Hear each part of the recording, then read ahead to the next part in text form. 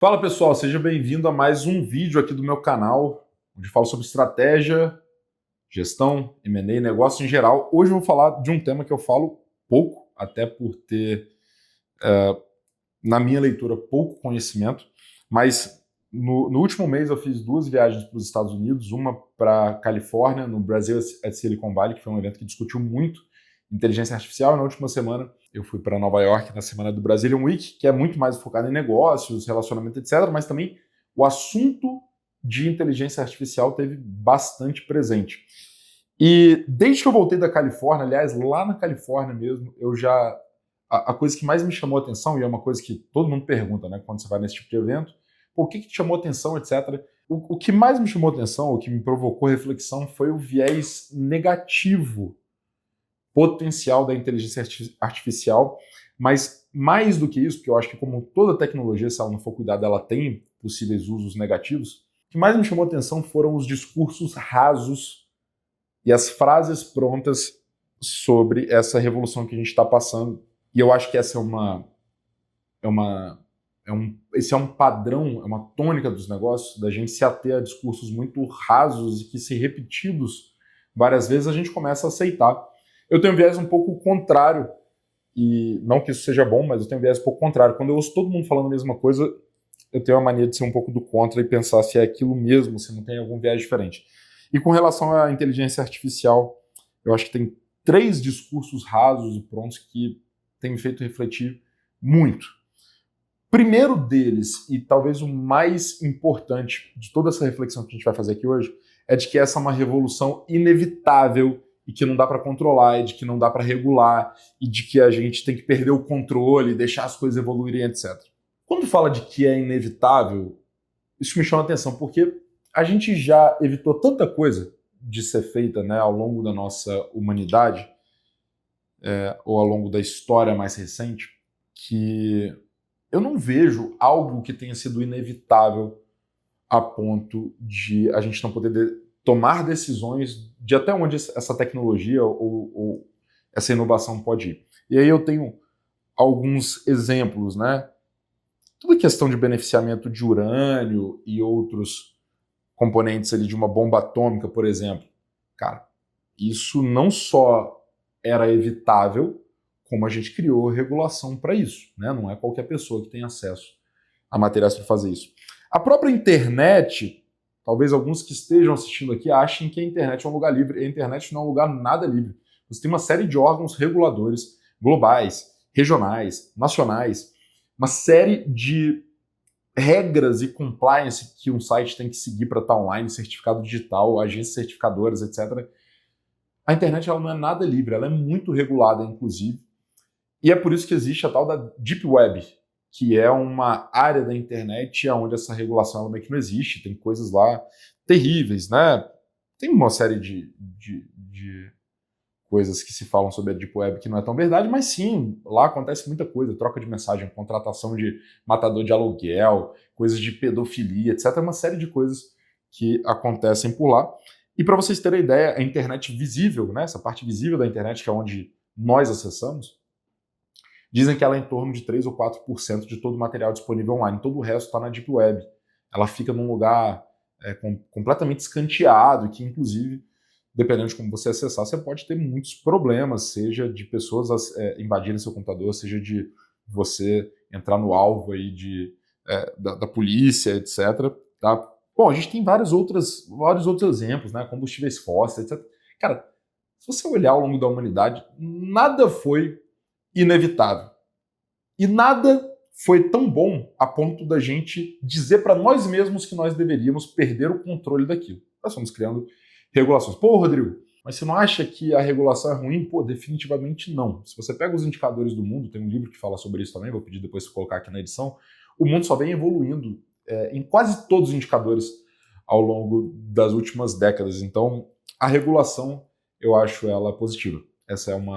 Esse pode ser um viés meu. É claro que eu não estou falando aqui de ditaduras, etc. Estou falando de economias, de sociedades que elas são mais bem reguladas, tá? Então, e eu vejo que a gente tem evoluído enquanto humanidade, ou principalmente aí em alguns países, a maioria dos países tendo boas agências reguladoras, tendo bons meios de se controlar aquilo que é feito. Então, a inteligência artificial, para mim, ela não é inevitável e não necessariamente ela não deveria ser regulada. Pessoal, e eu não quero aqui levantar a bandeira de como que isso vai ser ou não. O principal ponto dessa conversa é a gente se refletir um pouco sobre esses discursos rasos. Ah, é inevitável. Pô, será mesmo? Vamos dar um passo para trás? Eu vi um vídeo de um cara dando um exemplo interessante sobre a questão das mídias sociais, que esse debate teve muito ao longo dos últimos anos. A gente poderia ter evitado uma série de coisas que estão gerando consequências hoje. A gente optou por não fazer, ok? E hoje a gente está dando um passo atrás e começando a regular algumas dessas coisas. E eu também vi nesse vídeo o cara falando um negócio muito interessante.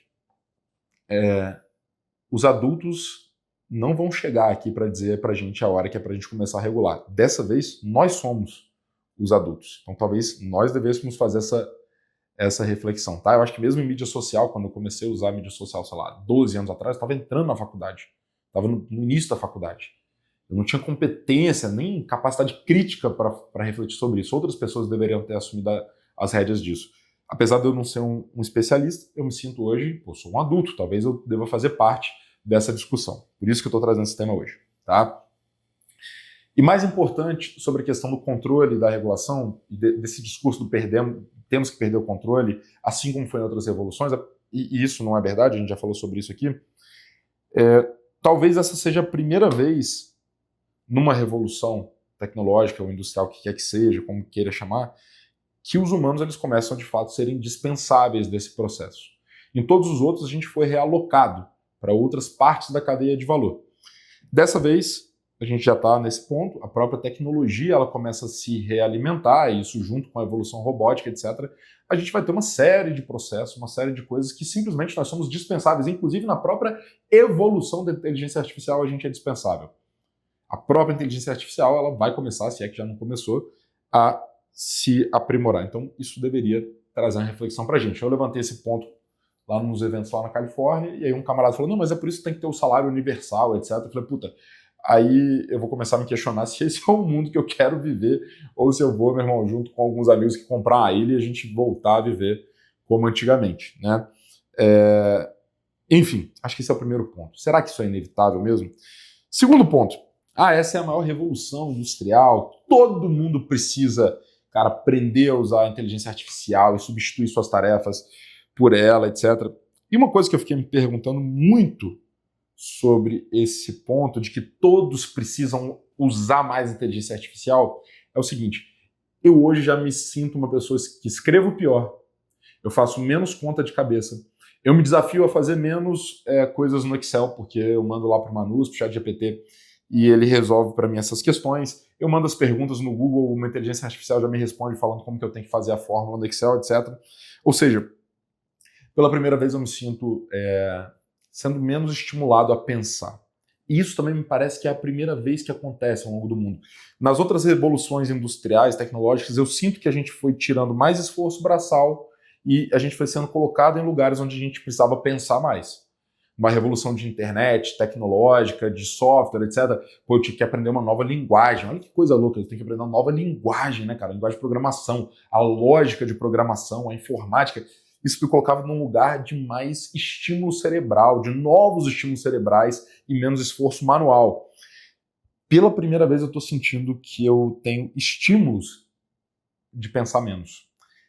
E eu, recentemente, fiz um negócio que depois eu fiquei pensando. Eu, numa reunião de M&A, o meu analista estava mostrando o estudo de valuation que ele fez todo um racional, construiu cenários, etc.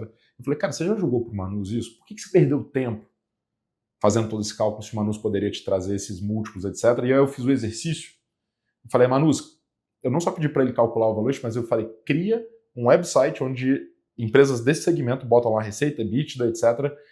E que você automaticamente já vai gerar o valuation. E ele fez.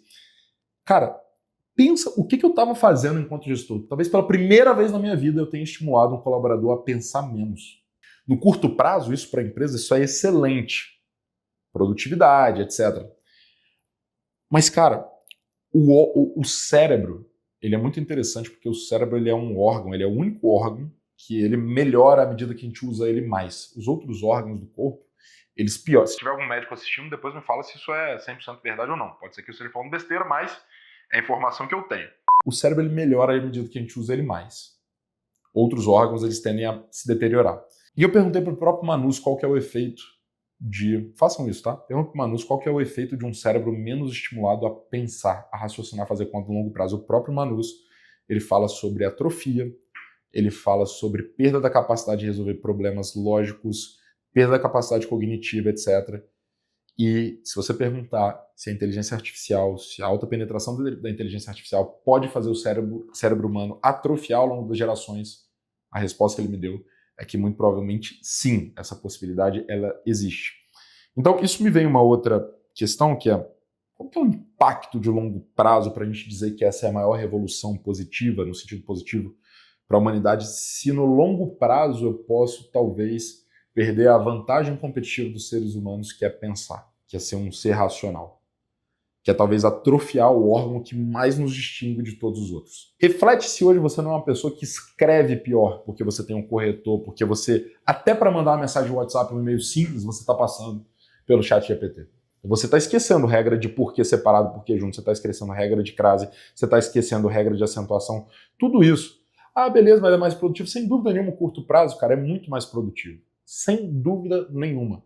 Existe uma provocação aqui filosófica, num sentido muito maior, que talvez a gente nem esteja aqui, a minha geração provavelmente não vai ser a grande geração prejudicada pela inteligência artificial, mas talvez se a gente pensar nos nossos filhos e netos, valha a nossa reflexão, tá? E esse episódio me marcou muito. Pela primeira vez eu, enquanto gestor, eu dei um esporro em alguém porque estava pensando mais do que deveria. Outra informação que me falaram também, acho que foi lá no BSV, lá na Califórnia, é de que essa já é a primeira geração que ela é menos inteligente, a primeira geração mais burra do que a geração anterior. Isso acho que é uma consequência de vários elementos. E, de novo, tá? Se tiver alguém que queira corrigir, joga nos comentários, beleza? É muita coisa que a gente consome e eu não sou o tipo de pessoa de ficar verificando todas as fontes ali, tá? Esse é um disclaimer importante. Mas vamos pensar um pouquinho a longo prazo. E aí tem um terceiro ponto que ele me pega muito, cara, que é o típico discurso, né, desses eventos que a gente frequenta em São Paulo, na Faria Lima, na Califórnia, em Nova York, que é pessoas ultra beneficiadas por ferramentas não democráticas defendendo que isso vai ser democrático. O discurso de que a inteligência artificial ela democratiza o conhecimento, para mim, é uma das coisas que mais me pegou, né? O primeiro é que hoje eu já gasto mais de R$1.000 por mês com essas ferramentas de inteligência artificial, tá? Seja de edição de documentos, do Gama, seja do Manus, que eu já pago aquela versão que é $200, o ChatGPT Plus, etc. Pessoal, 80% da população brasileira, ela depende exclusivamente do SUS, ou seja, essas pessoas não têm R$200, R$300 por mês para gastar em plano de saúde. Você acha que elas têm 30, 40 para gastar com ferramenta de inteligência artificial? Então, vamos pensar se isso não é democrático só na nossa bolha e talvez esse é o tipo de ferramenta que ele só vai fazer essa discrepância maior. Eu não estou aqui com um discurso moralista de igualdade social, não é isso, pessoal. Estou questionando só algumas coisas que a gente está defendendo, porque todo lugar que eu entro, seja na minha empresa, na minha vida, eu gosto de transformar em incerteza e risco. Incerteza, eu não sei para onde que a gente está indo. Risco, a gente mensura. Essa é a diferença de certeza para risco. Eu acho que quando a gente debate isso, a gente começa a entender os riscos. Qual que é o risco disso não ser uma ferramenta democrática? E aí, alguns pontos interessantes para vocês. Mesmo cobrando o ChatGPT, estava até esses dias com margem de contribuição negativa, ou seja, o quanto ele custa para te entregar uma resposta é mais caro do que o quanto você paga para ele, ok? E isso vem de uma questão muito estrutural, que é a inteligência artificial, ela pensa, então ela depende de processadores, ela depende de data centers, ela depende de GPUs, CPUs, para pensarem. Isso traz o que a gente chama de um custo marginal elevado. Diferentemente do Google, quando você pesquisava no Google, aquilo lá já estava tudo indexado, o custo marginal é próximo de zero. O preço, ele tende ao custo marginal, por isso que a gente não paga para fazer uma pesquisa no Google. Agora, quando eu começo a ter um custo marginal por pergunta alto, o preço ele vai tender sempre a cobrar por isso. Então, eu não vejo um horizonte de curto, médio, talvez nem de longo prazo, onde a inteligência artificial ela vai ter um custo marginal zero e que o preço vai tender a zero a ponto da gente defender que isso aqui vai ser uma ferramenta democrática. E, de novo, eu não estou aqui para ficar discurso moralista, é só uma reflexão, tá? E sobre democracia também me pega muito esse tema. E não é nem democracia, é descentralização. Talvez eu esteja até misturando um pouco os conceitos, mas estou falando isso da forma mais crua que eu tenho refletido muito nos últimos dias, sobre descentralização. Bitcoin, etc., criptomoedas também são coisas que eu não me interesso muito, mas uma coisa que me pegava era defender a descentralização monetária. Primeira pergunta é, cara, descentralizar é bom porque o mundo, em todos os lugares, todas as sociedades, elas começaram descentralizadas e elas foram se centralizando e prosperando junto com isso, né? Então, primeira reflexão, é bom ser descentralizado? E aí, aqui na inteligência artificial também, eu penso se isso é ilusão, se é negligência ou se é mau caratismo, porque a gente tem empresas por trás do desenvolvimento desses algoritmos. Por que raios a gente está achando que isso é descentralizado? Então, de um lado eu tenho, se eu descentralizo, libero isso como código aberto, etc., o que vai acontecer com o mundo? Né? Porque simplesmente você vai ter pessoas com a ferramenta tecnológica mais poderosa que já foi construída, podendo fazer qualquer merda com isso, quebrar sistemas, invadir sistemas, gerar imagens, vídeos, etc., com tudo, né, as fake news, com tudo de mais moderno que existe em termos de tecnologia, se você descentraliza. E se eu mantenho centralizado, eu tenho uma empresa com fins lucrativos por trás dela, e de novo, cara, puta, adoro o capitalismo, em prol de lucro 100%, mas de novo, eu quero saber onde é que eu estou pisando. Eu quero saber até quando aquelas respostas que eu vou receber, ou aqueles insumos que vão ser me dados ali, eles são sem viés. A gente já viu inteligências artificiais que, jogando, elas começam a trapacear.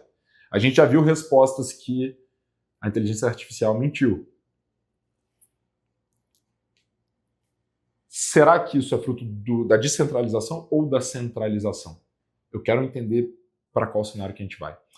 Então, pessoal, eu acho que esses são os 3 principais discursos que eu considero rasos e que eventualmente eles estão chegando até você, e eu te convido só a fazer uma reflexão. Eu não tenho uma resposta para isso, a não ser de que a gente deveria, sem dúvida nenhuma, debater isso mais de um viés crítico. Quais são os pontos negativos? Se a gente fosse regular, por onde a gente começaria? Hoje, com o pouco conhecimento que eu tenho disso, eu levantaria a mão e diria para a gente regular. Eu acho que a gente tem que sentar e a gente tem que fazer... Pô, cara, para você criar uma seguradora no Brasil, você precisa de ter um órgão super regulador, você precisa passar de um sandbox da SUSEP, etc.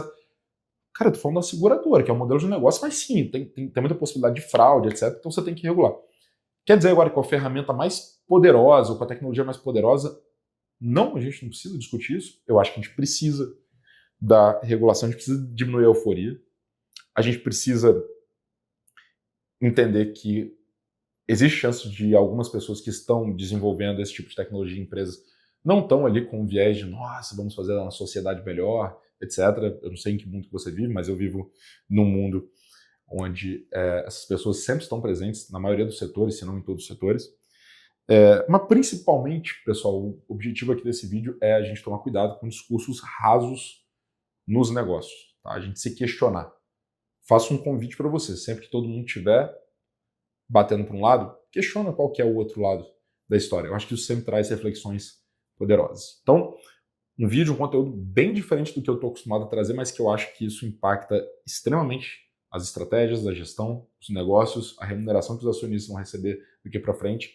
E eu acho que é válido trazer essa reflexão desses últimos eventos. Obrigado por você ter assistido. Se você não concorda, se tem algum dado que eu falei que está errado, etc., não precisa me matar, vai aqui nos comentários, escreve lá. Quem sabe eu não volto aqui com uma parte 2 à luz das reflexões que vocês me ajudarem a fazer. Até o próximo vídeo. Segue lá no Instagram, @oRodrigoMiranda, segue também a VPX, @VPXCompany, e também se inscreve aqui no nosso canal para mais vídeos como esse. Fiquem bem, até o próximo vídeo.